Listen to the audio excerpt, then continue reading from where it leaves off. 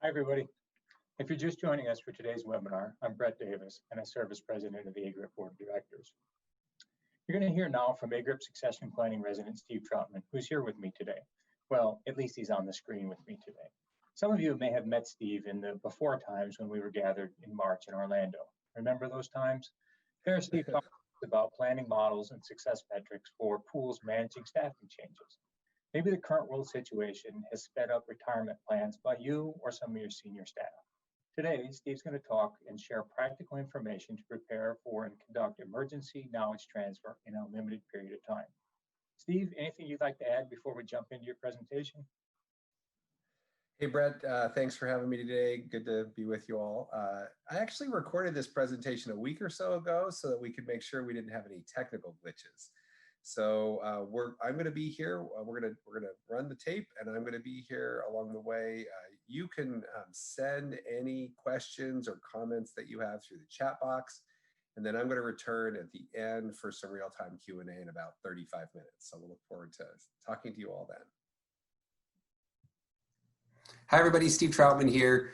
This webinar is designed to help you think about responding to some of those surprise departures of critical and unique employees and other resources in your organization. You know, despite our best intentions and plans, sometimes folks just have to go, and they often go with very short notice. And they might be the executive of the organization, or they might be a critical resource all the way down at the front line. And regardless of who they are in the organization or what they do, we need to be able to respond to their departure and still maintain continuity with our business, and you know, also take care of the folks who are left behind. Some folks will leave because of illness in the family, or somebody in their family got a job and they have to move to a different state. Some folks will leave because they got recruited away. There will be folks like younger employees who are hired in to replace somebody who's leaving, and then they'll get invited to a graduate program. We recently had a client who won the Publishers Clearinghouse sweepstakes, and so literally won the lottery, and that will happen. But also at this time, you know, for pools, the pressure, the stress of the COVID virus is making the job, you know, kind of untenable at this point, and so you'll have folks who will decide to leave as a result of that. And, you know, regardless of who they are and what they do, the folks who are left behind need to have a way to manage that concern. So today I want to give you just a simple 5-step process that will allow you to think through how to tackle that and kind of reduce the stress on everybody. And I want to start with a definition for you as a way to get us together. Knowledge transfer is more than job shadowing, more than just on-the-job training. I want you to think about it as a really robust collection of ideas that will allow you to do it very well. So the first part of the definition is the word methodical. Knowledge transfer is methodically replicating. So it's not random. You're actually thinking about the knowledge that needs to be transferred, from whom it should be transferred, to whom it should be transferred, and then doing that in a consistent way. It's going to reduce how long it takes, and it's also going to make sure that the right knowledge gets transferred in this short window of time you have between this person's announcement and their actual departure.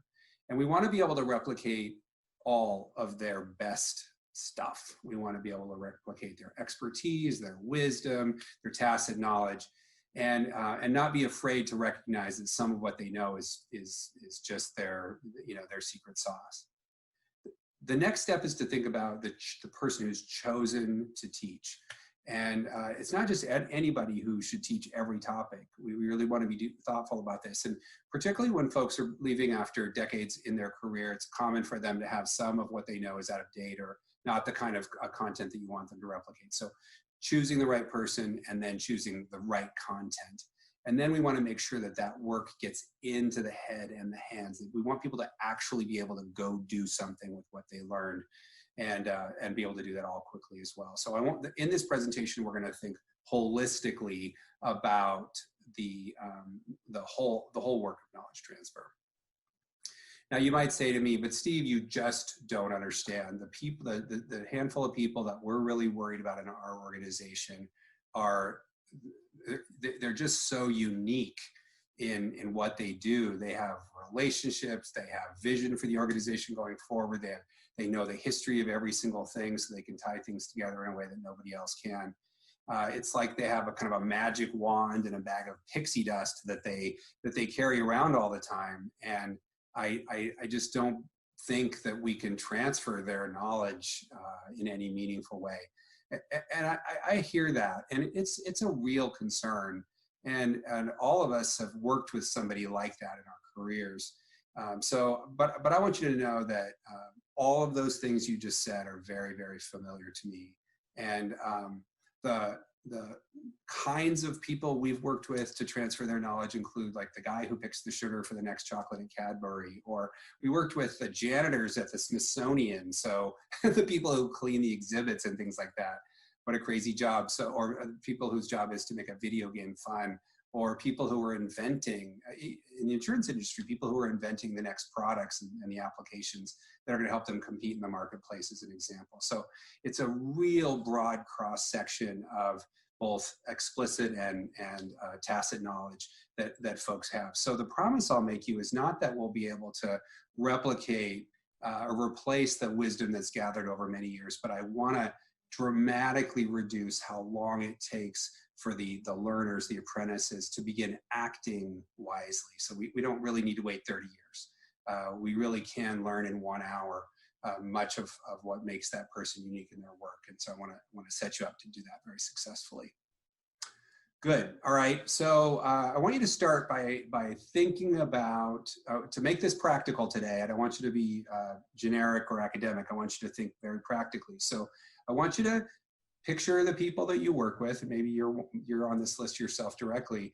And I want you to picture the person that you're really concerned about, somebody who has that magic wand, pixie dust stuff, the secret sauce. And I want you to, name them so that you have, on your notepad, the name of an actual person that you're concerned about. And they could be an executive, or they might be a middle manager, they might be a frontline employee, could be a board member, anybody in the organization who has concern. Usually they say something like, his name is Joe, I don't really know what he does, but if he stops, I'm pretty sure we're all gonna die. And we wanna find that person and put their name down. And then I want you to pause for a second and say, why? Why is that the name that you put on the list? What is that this person does that is so unique and so valuable and would be so deeply missed if they left the organization? Try to be as practical as you can. So if you say relationships, write down the relationships you're worried about. If you say policy knowledge or regulatory knowledge, then write down some adjectives that make that a little bit clearer. If you're thinking about them in terms of their financial acumen and what they've done to grow the pool's financial resources and protect them, great. If it's about the relationships that they have with members or relationships with the community, then draw some of those down. And this is an opportunity for you to share with each other too. So I'd love for you to use the chat function. And I want you to take a minute to type in some of the ideas that you have. And because this is recorded, I'll be with you live while this is being played out. So as you type in the chat function, I'll be on the chat function and I'll respond to you, not on this screen, but I'll respond to you on the chat function itself. So type in anything that crosses your mind as you think about this person, the work that they do that you're most worried about. And then at the end, when we do our Q&As, I'll be able to also bring some of that back around and make sure that you feel comfortable that there isn't anything these folks do that we can't transfer knowledge on. So I'm going to take a sip of water. There's going to be some music in the background. No music. And then we'll let you write some of those things down, and then we'll come back to it.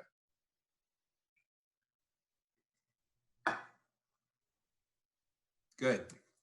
All right. Now, as you look at your list and what you type down, you're gonna see that things fall into kind of two layers. One that is the stuff that is not very sexy typically. But it is the work that people do. It's the linear, definable, practical, often task-oriented kind of work that people do. So some of the people that some of you put on your list are folks who are working on processes and standards and tools. They might be the person who created the standard and they keep it up to date, or they might have written the template and they're thinking about it that way. They might have set the policies, or they're editing the policies or communicating the policies. Might be driving the metrics themselves and setting and resetting and monitoring the metrics themselves. So as you think about what must be known, you're thinking about these sort of pragmatic, tactical things that people do that are really important, critical really to the success of every organization. So I want to acknowledge that some of the work is more straightforward like this. For example, oftentimes you are able to document, you may have well documented many of these things because they tend to be relatively stable and clear and that sort of thing.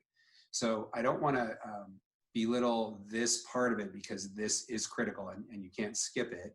But the other side of it is the part that's often more mysterious for folks as they think about transferring knowledge from really critical employees.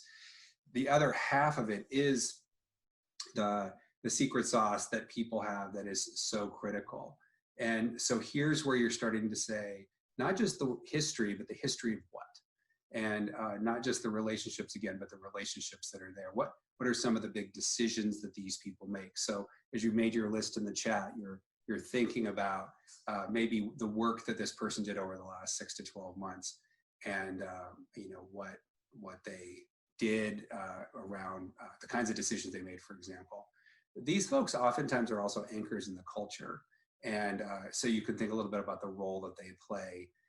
And culture shows up, pragmatically speaking, it shows up in things like the meetings they lead and the communications they send and certainly the relationships they build. So you can also think about those layers. They are almost always involved in problem solving. And what they, as I mentioned earlier, what they bring is that the connect the dots business. So again, breaking out which problems they're solving. And then when they bring tribal knowledge, what is it they do with that tribal knowledge? So that just keeping in mind that you have the capacity to do both, all of that at the same time. We need to be able to think about all that. And the tools I'll give you will help you do that. Okay, I'm going to talk you through the steps that we're going to cover now. So this is the kind of setup for the next several slides and the tools that we're going to walk through. The first step in emergency knowledge transfer every single time is to figure out, it's really a pragmatic question, how much time do we have? And so the typical person, when they announce their departure, they're going to give you, 2 weeks, common to give an organization 2 weeks warning. So you say to yourself, well, I have 2 weeks. But the fact is you don't have 2 weeks, because on Tuesday, they're going to go to a dentist appointment before their healthcare changes. On Thursday, they're going to get a going away party. On Friday, they're going to take a day of vacation to do something else. And so when we start these emergency knowledge transfer projects, oftentimes what was 2 weeks is 30 hours or 35 hours of time where they're actually available to sit down across the table from somebody and teach, explain what they've been doing with their job and teach the critical pieces. Sometimes we're lucky and we get 3 months, and so the number of hours is longer, but I always pause and really, practically speaking, ask the question, how much time do we have? One more tip on that is that folks are inclined to keep doing their day job during their last 2 weeks on the job, and they're inclined to kind of go back to their desk and keep tackling the stuff they were tackling yesterday.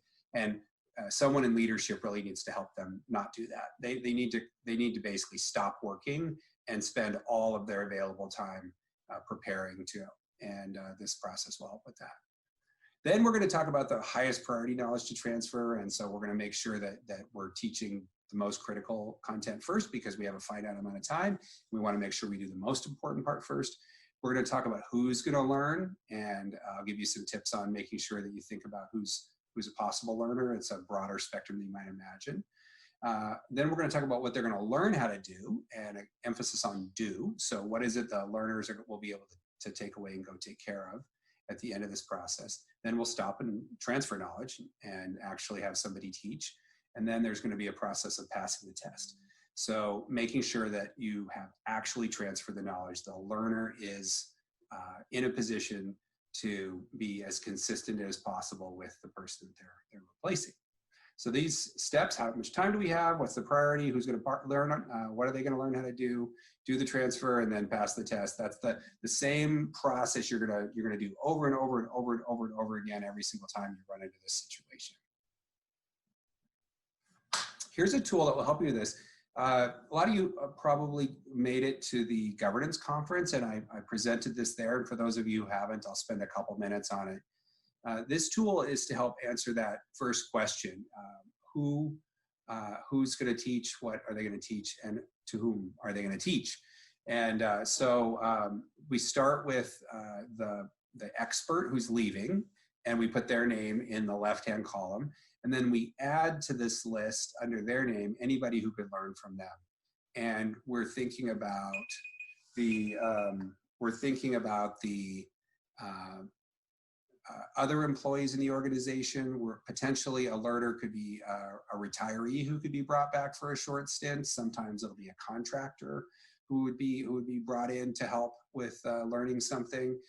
Sometimes a member of the board could be invited in. So when we're thinking about who might learn, let's be open-minded about the possibilities. And remember that it's very common in emergency knowledge transfer that the replacement is not in the building yet. They have to be hired or transferred from another team. So, really be comfortable with that idea that the people on this list could be temporary.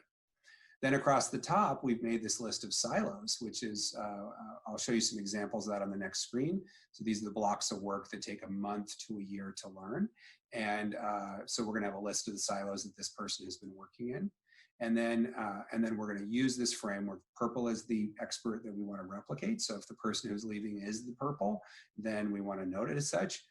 Very commonly, the person who's leaving is not the purple. And so I did a project for one of the big oil companies where the person was working in 12 silos, and 11 of them, he was not purple. So the company actively said, don't teach 11 of your 12 areas of expertise. We don't want you to do that, please. Where we need you and we value you and you're the only one in the world who can do this work is for this one silo. So recognize that that'll be part of the work here, is deciding which ones you're going to work on, especially with a limited amount of time that's involved in those emergency knowledge transfer situations. So this is called the knowledge silo matrix. It's the first step in kind of breaking out the expertise of this person that you're going to be replicating. Okay, AGRIP did a great job of saying, well, listen, Steve, pools have a lot of the same silos. And because your business is so common, there's so many things about your work that is consistent. Ann and I worked with several pool executives to create a common silos list. And this is a resource that you'll get in greater depth from AGRIP in the future. But for today, I'm going to just show you some examples of silos. These are the content that's going to go across the top, where it says silo 1 across the top in the matrix. These are the samples of what the silos could actually be.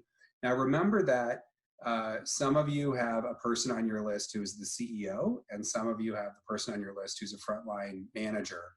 And so the silos get customized for the person, and they also get customized for the level of the organization in which they're working. And so people management is not everybody's thing, board governance is not everything, but everybody does have something to do with claims and litigation management, underwriting, risk management. It just might be what they actually do is a little bit different.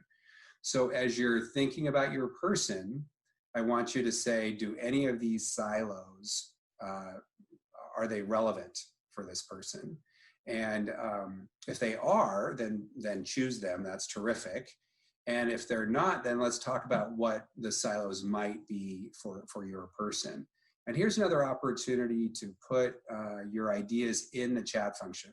So if you open up the chat and you type in either one of these off the screen, that'd be terrific.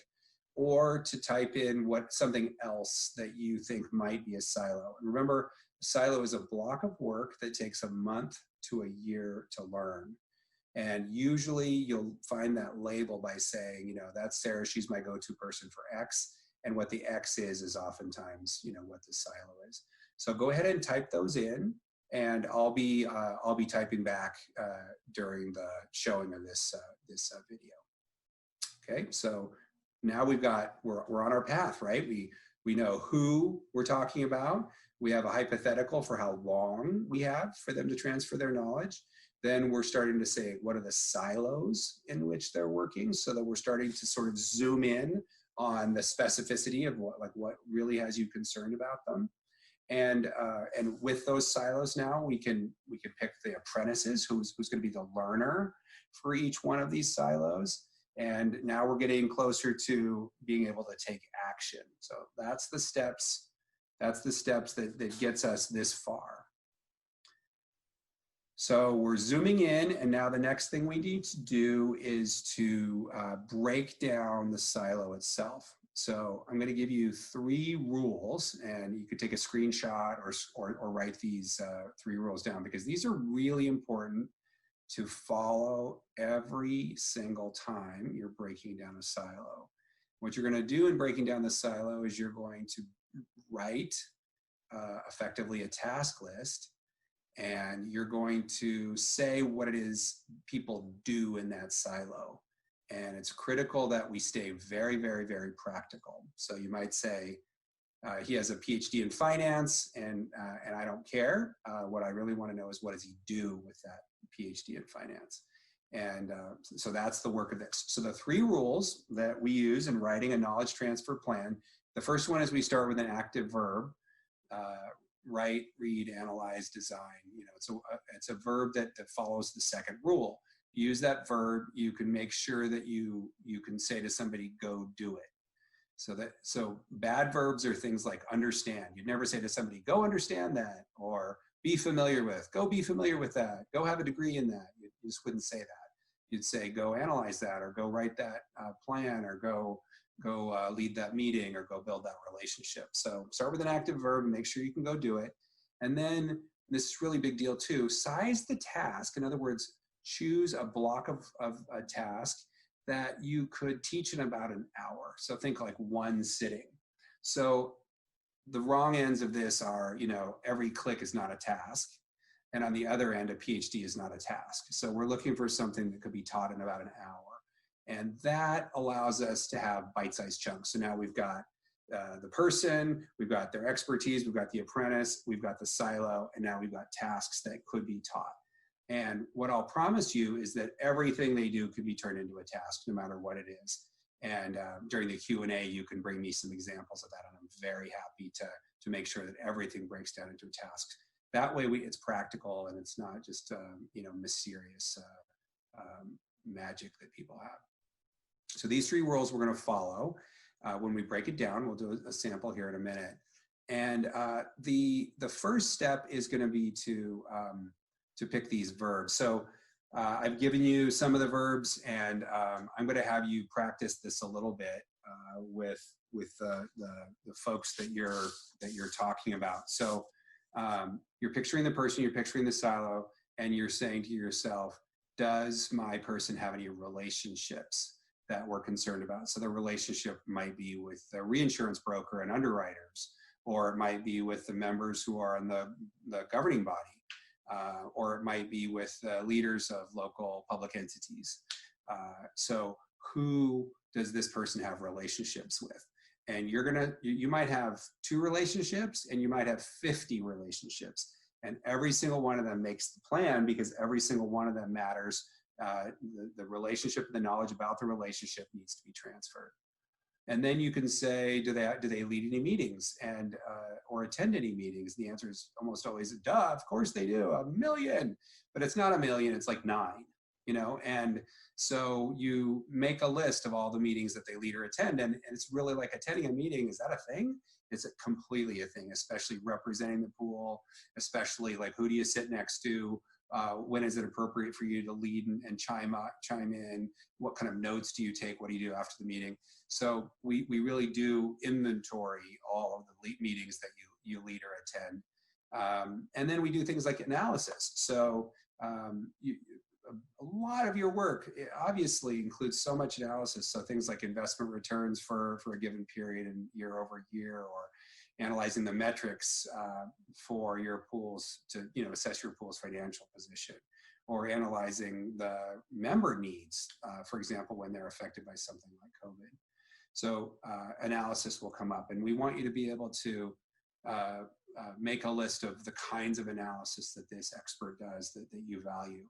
Troubleshooting, problem solving, what are the kinds of problems they solve, and get as practical and specific as you can. What do they monitor? What do they keep an eye on? Do they have to approve? And there's so much work about approving the requirements of one of your pool members for a claim, for example.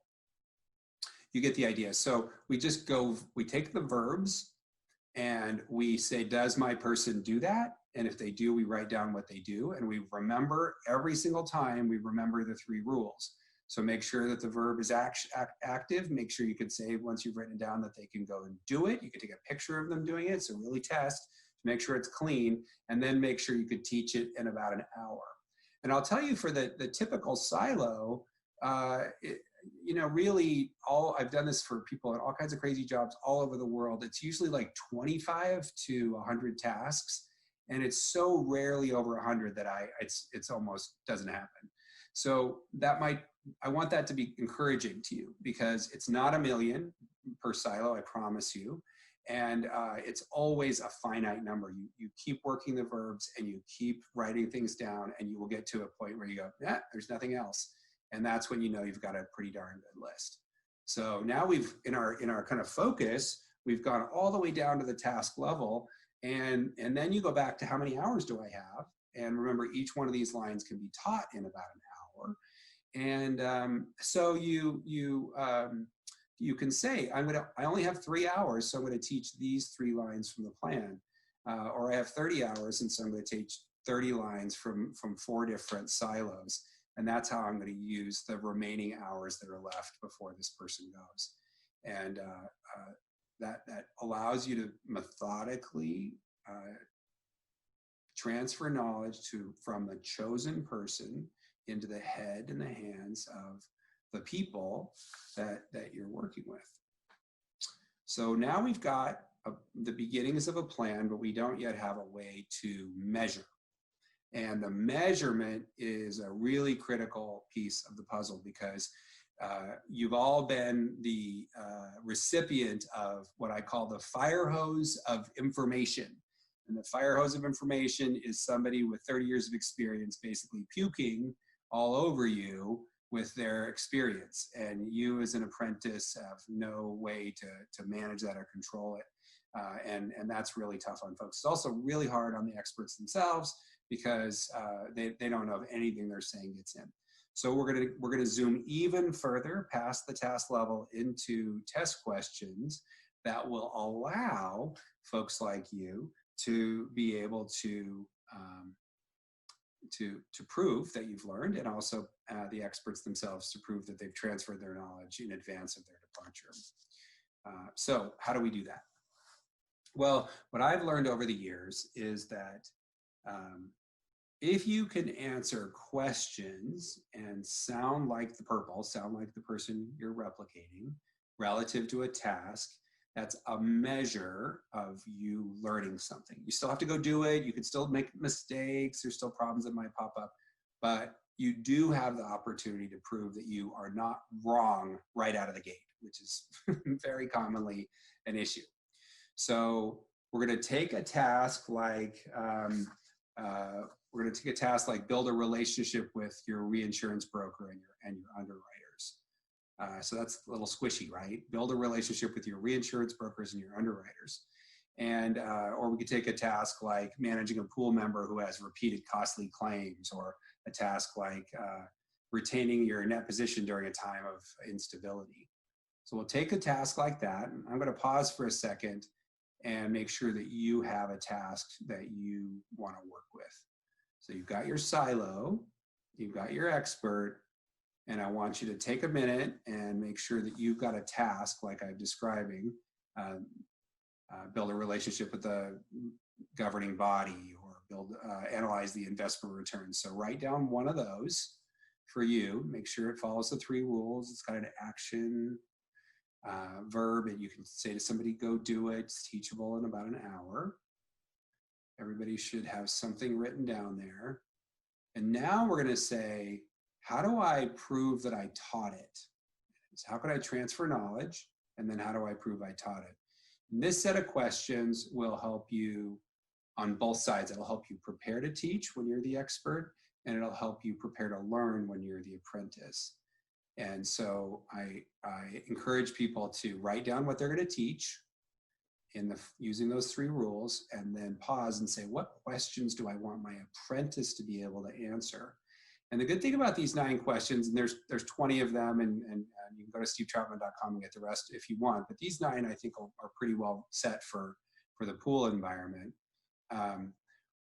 You can use the same 9 over and over and over again. You don't have to write unique questions. You can just use these over and over again. So we're gonna take that one I mentioned at the beginning. We're gonna take building a relationship with your reinsurance broker and your underwriters. And I'm gonna say to you, which of these 9 questions, don't do all 9, you're gonna pick like 3 to 5. Which of these would really, if an apprentice can answer it, they could prove that they were ready to go, okay? So the first question is, what are the steps in building a relationship with a reinsurance broker or writer? And maybe you didn't even know there are steps in building a relationship, because building a relationship feels like, well, first you shake their hand and then what, you ask them about the weather? So everybody, there are steps. And an example of a step might be, my first step is to read their bio on LinkedIn and study what their background is. My second step is to get to know 2 people in their circle, like their administrative assistant and their chief of staff. You know, and when an expert at building relationships pauses long enough to think about the steps they take, they actually, all of which they often do instinctively, they oftentimes will realize, yeah, actually there are steps. And if you get the steps out of order, like if you show up at their office to visit with them before you've done your homework, so you do step 3 instead of before steps 1 and 2, or after, you know, then you can really create problems with those relationships. So when you're building a relationship, are there steps in the process? And if you feel like there are, then step 1 might be useful to you. Or question 1.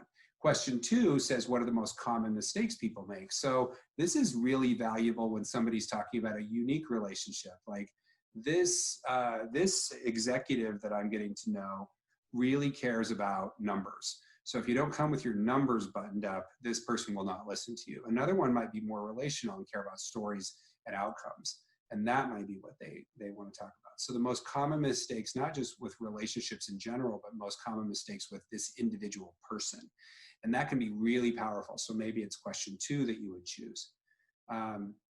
Question 3 is, who do you have to party with effectively to build this relationship? And it might be nobody except for the person themselves. But very commonly, as I mentioned, there are people in their orbit that you need to also get to know in order to build a relationship with a unique individual. So if that's the case, you might choose test question 3, and you might just stop there, 1, 2, and 3, and that might be enough for those relationships that you're talking about. So with each task that you're working on, you're going to pick a handful of questions, and I'll pop through the rest of them here so you get a sense of how they apply. And then what I want you to do is write down just the numbers. So if you choose 1, 2, and 3, write those numbers next to the task. If you choose 1, 2, 7, and 9, write those 4 numbers next to the task. And then we'll talk about how we can transfer knowledge to make those answers become clear. So the 4th one is, how do you know when you're in over your head? And even if you're the CEO and you are over your head, you probably you should know it. And then you should also know test question 5, which is how to escalate. And so even a CEO might talk to somebody from the board. They might talk to a fellow CEO, somebody that they know through AGRIP, for example. And so we want people to pause for a second and know that it's okay and important for them to know how and when to escalate. All levels of an organization, you'd be able to do that. Question 6 is about the rules. And you guys have so many regulations. Are there any regulations that are more important than others? Of course. So the rules, and there are also social rules, like must set up an appointment with a secretary admin versus can kind of do a drive-by. So there are both explicit and implicit rules. And again, experts have figured this out. They've been doing this for a long time. They know the rules that you have to pay attention to, and they also know the ones it's okay to walk A quality question in number 7, how do you know your work is good enough? How do you know the relationship is good enough? And it might be as simple as once a year we see each other and we have a cocktail after the conference.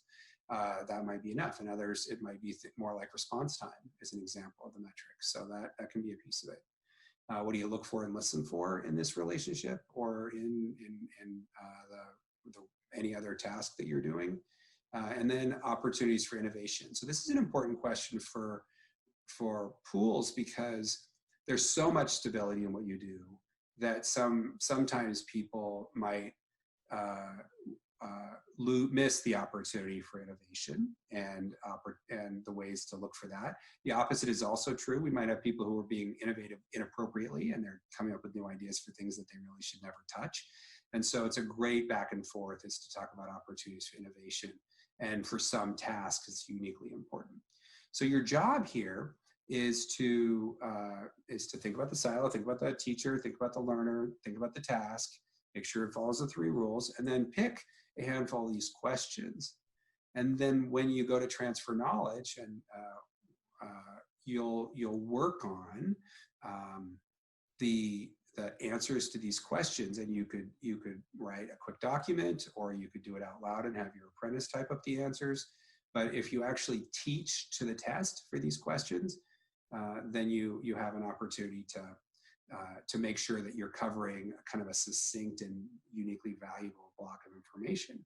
And then, of course, the measurement comes when the apprentice is invited to answer these questions out loud by, for example, somebody else, like the CEO might ask the apprentice to answer some of these questions. And it's super fun to see somebody who yesterday did not know how to do this work, and today they have a half a page or a page of really crisp, useful notes that they can speak to about what they're going to do, for example, to go build this relationship. And when they have that, it increases their confidence, it reduces their likelihood of failure, and it means that their ability to take over is dramatically improved. So that's how we measure. We teach to the test, and then we measure by asking the apprentice to answer the questions. And what's interesting is when they get the wrong answer, and we also see that. And it's awesome to see a departing resource, a person say, yeah, that's the wrong answer, but you were close, and here's why this matters. And to get that tune-up in the moment, rather than waiting for, to make a mistake, to break one of these rules, for example, and to have trouble associated with that. So that's everything in a nutshell. I'm going to give you kind of some summary tips here to kind of pull it all back together for you. And then this video will be over, and we'll dive into a Q&A that will be coming up. So you can, as I'm going through the summary tips, you can be thinking a little bit about what questions you have for Anne and myself, and we'll take some time to go after as many of those as we can in the time we have. So here's a basic summary of what I'm saying. Is once you have the emergency pop up, start, pause, think about how much time you have available, and really count it up in terms of the exact number of hours. Remembering that the 3 rules, right? The 3rd rule is something that can be taught in 1 hour. So remember that if you have 40 hours, you can teach 40 tasks. And that's exactly what you should do, and that will give you that methodology and that structure. Then you're going to pick the silos that are at the highest risk, and you're going to set aside the silos you actively do not want to teach. That's a really important piece. Then you're going to make sure you have an apprentice, a learner for each silo. It doesn't have to be just one, could be several, depends on the situation. It oftentimes takes more than one person to replace a really valued employee. Of course, it could be a short-term placeholder we talked about. Then you're going to have the apprentice work with the departing leader, departing resource to break the task, break the silo down to the task level using those 3 rules. And you're going to follow that by adding 3 to 5 test questions. So now you're zooming into that task level and the test question level. And then you're going to have that departing leader teach to the test with the apprentice taking notes. The notes are great documentation for the future. The notes become more important when the apprentice is only a placeholder person, because they'll use those notes to be able to help the next generation take over. And then you're going to have the apprentice pass the test, as I mentioned. They're going to prove that they learned, that their notes are clear, and that they are ready to take on the work that's in front of them. And every time I've been through this process, people start out super skeptical because it just seems so daunting. Don't spend too much of your time being skeptical. Start by just doing the work, and team up to do it together, and follow the steps here religiously. You will find that they're super useful to you. So that's what I've got for you. I hope that was useful. I'm glad this is recorded, because that's a lot of words and a lot of content over a short period of time, but because we've got it recorded, you'll be able to run it on your laptop and start and stop and carry on. And then I hope that you've got some great questions for Ann and I as we wrap up the video and jump back into a live discussion. I'll look forward to that. See you on the other side. Hello again. So hopefully you enjoyed the pre-recorded part of Steve's program, which I think was very interesting. But now it's time to move on to some questions. So you can see that we've asked you, if you have questions, to enter them in the chat box. And we had a few that came in during the program, so we'll address some of those as well. But if anything that comes up, please just type into the chat box and we'll address those. So Steve, I'll start here. So what's one of the biggest barriers you've seen when organizations try to implement your practical steps? Where do you see people get stuck, and what advice have you given to unstick them? Yeah, you know, a lot of people will have a misconception that knowledge transfer, you know, there's some people who just don't want to or unwilling to transfer their knowledge. This comes up with folks, especially getting ready to retire, but even people who are just good at their job and kind of like being, or appear to like being, the only person who knows. So mostly I think the biggest barrier is overthinking it, making it too complicated.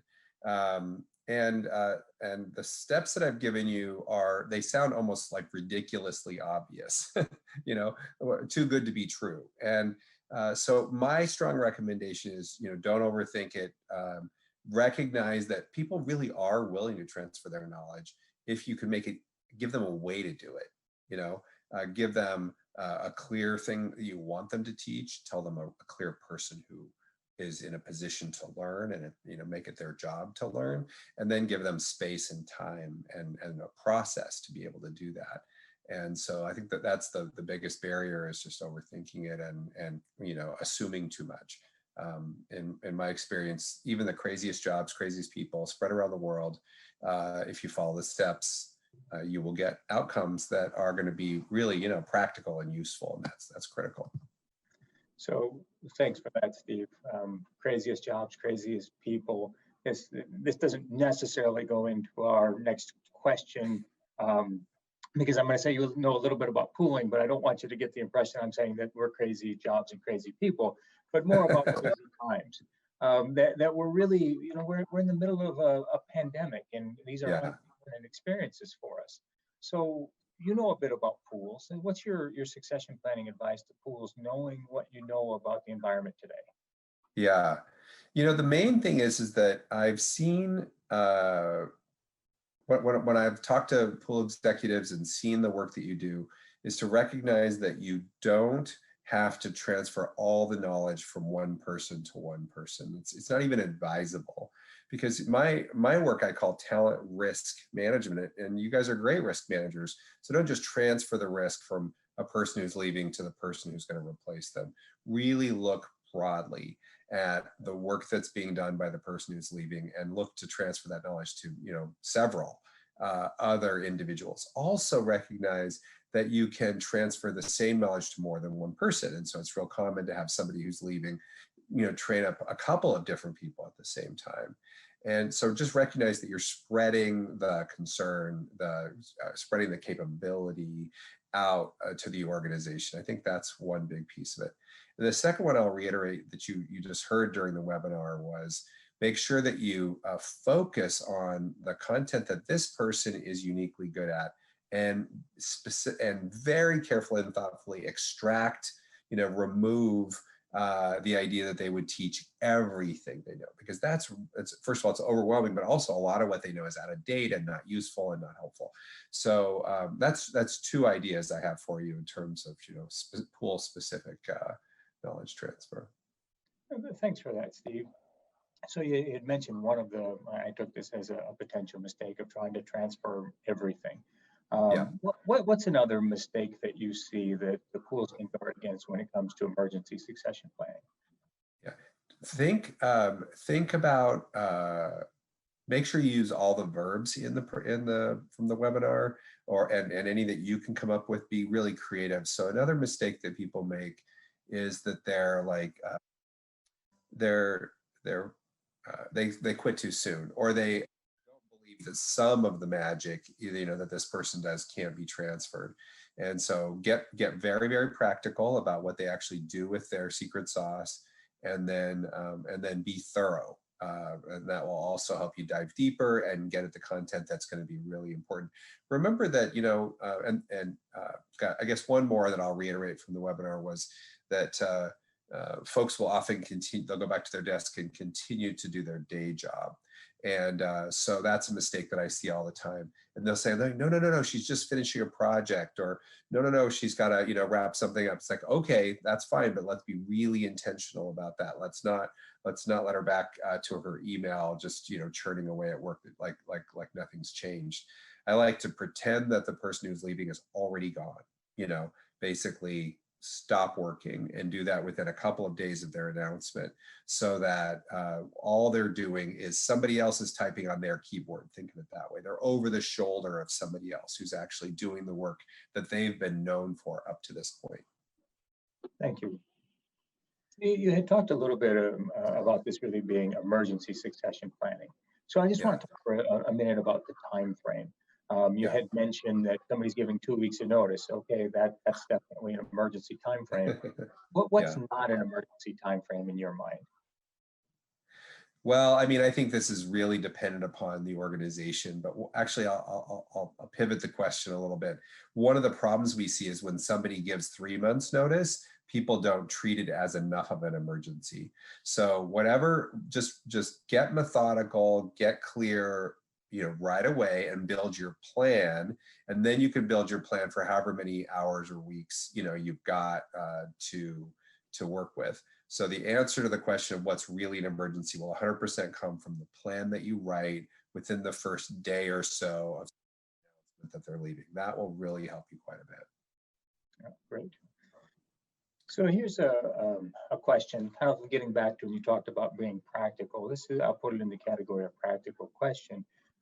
What's the best way to transfer knowledge? Is it through process manuals, through some other type of documentation, verbally? What have you found to be most successful there?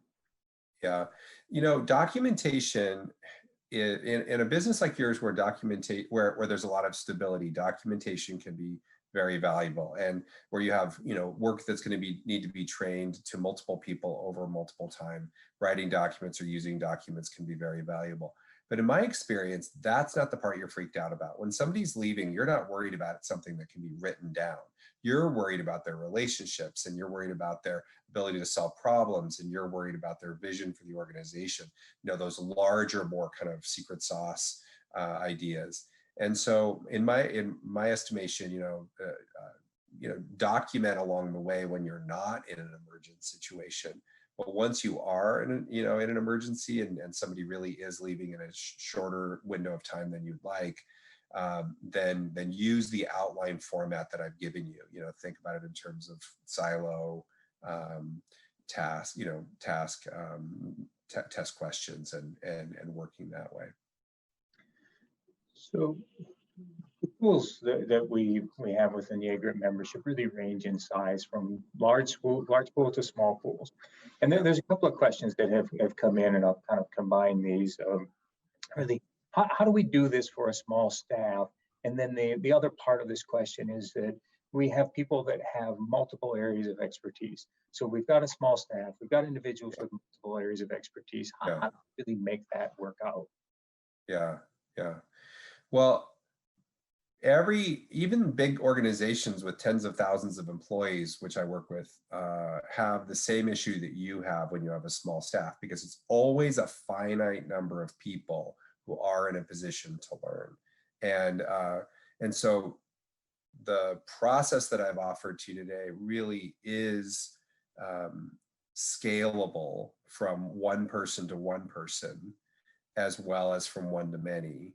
And so basically just don't get overwhelmed by that. Don't let that be something that causes you to throw up your hands and give up. You follow the steps that I've given you exactly the same way. So you'll say, you know, what do they do? What are their silos? Which ones are the most important? Who is available to learn, which might be just you. You're the only person in the room. You're on this webinar now and you're the only person to learn. You go, well, I'm not qualified and I can't. Yes, correct, you're not. Doesn't mean you can't be a placeholder. Doesn't mean that you can't write down some answers. Doesn't mean you can't be a conduit for the information. And then, you know, what are the things I need to learn how to do? How much time do I have to be able to transfer this knowledge? And then how am I going to hold it together? So, but also be very creative when you have a small staff. So you know, sometimes you'll have a retiree who's bored and you can bring them back for 2 or 3 weeks just to help sit next to you while you're trying to capture some of the knowledge before a person leaves. And certainly have a board that you can draw on. So when it's a small staff, just be very open-minded to the possibility that you're not going to have a perfect solution, but you're going to have the best solution for this moment in time, for this amount of time, for this number of people who are available. And you're going to reduce the risk just by thinking about it. Even if all you do is make a list of what this person is going to stop doing, and when the new hire comes in, you hand them a list of all the stuff that you wrote down that person stopped doing, you will give that new hire a tremendously powerful resource. You're basically saying to them, this is what you don't know how to do. Here's 15 things that the person who left used to do, and you currently don't know how to do it. I don't know how to do it either, trust me. But if you go figure out how to do these 15 things, you will probably screw it up less than if you didn't have this list of 15 things, you know? And you know, keep that mindset of problem solving and kind of getting in there. And you can also call me and I'll help you brainstorm. It's always worth thinking this way. I think that's really practical advice, because as you were talking, I was thinking through my mind of some of the small pools and thinking, all right, when you said, yeah, you're not qualified to be able to transfer this knowledge, but at least you can document it. You can give it to the next person and they have a running start. I think that type of practical advice is really important. Here's a question that came in. I think this was prompted by our timeline conversation that identified what's not an emergency. But what kind of is ideal? That you said, well, you know, the challenge is if somebody gives 3 months and you're like, oh, I've got 3 months, I don't really need to get started. But if you're planning there, what's kind of that ideal timeline to work within?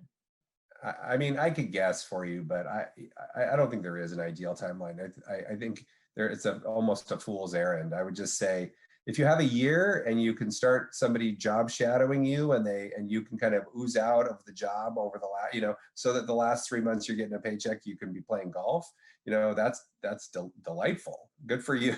But so I don't think there's an answer that I can give you that'd be pretty useful there. Just you take what you can get and you make a plan and then execute against the plan on a regular basis. So I think we probably have time for another question, and this is really in the vein of transferring knowledge that is maybe not as technical as you know, how to do something, and it's more about the why of pooling, or why a particular pool exists, or how they serve the members. What's some of the advice you can give for transferring knowledge in that area?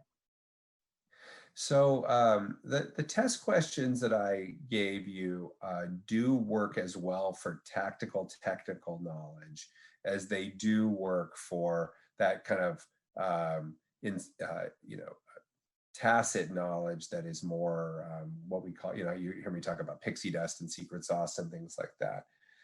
So the main thing I say about those less tactical knowledge to be transferred is to be as methodical about it as you are on the tactical stuff. And what we're looking to do here is to demystify it, Brett. we're looking to make it less of a like I'll never be as good as she is discussion, and really just say, how can I act like that person or pretend to fake it reasonably well like the person is leaving. And that's what we're looking for there. So it's the tools I've given you and the ideas I've given you today 100% work as well for those softer skills as they do for the tougher ones. Fantastic. So I think we're out of time for questions, but I just wanted to ask, are there any parting thoughts or comments you want to leave us with? Well, I mean, you know, for everybody, you might want to watch the webinar again when the time comes, you know, and watch the webinar, this webinar again when with other people who didn't sit in today, so that you can kind of agree on a game plan. And once you have a game plan, then you're going to feel better about the circumstances that you're in, and you're going to be able to use the time well. And you know, don't panic. It's always an interesting season when a valued person leaves, and you know, you do have the power to help smooth it out, no matter who you are in the organization, and you know, have some fun with it, and use it as an opportunity to grow and learn and get ready for whatever's coming next. Great. Thanks, Steve. I really enjoyed the presentation today and appreciated your time, and enjoyed talking with you as well. Thank you. My pleasure.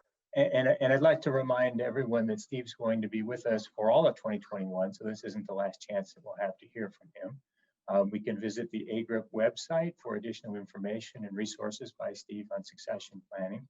So again, thanks, Steve. We appreciate your time and program today. And before we end, one final note for those of you that will be attending the CEO Virtual Institute tomorrow. We're going to begin at 11 a.m. Eastern Time, and you can join the sessions again through the event website. That's it. Hope everyone enjoyed day one of our first ever Virtual Institute. Thanks, Steve. Thanks, everyone. Thanks, Brad.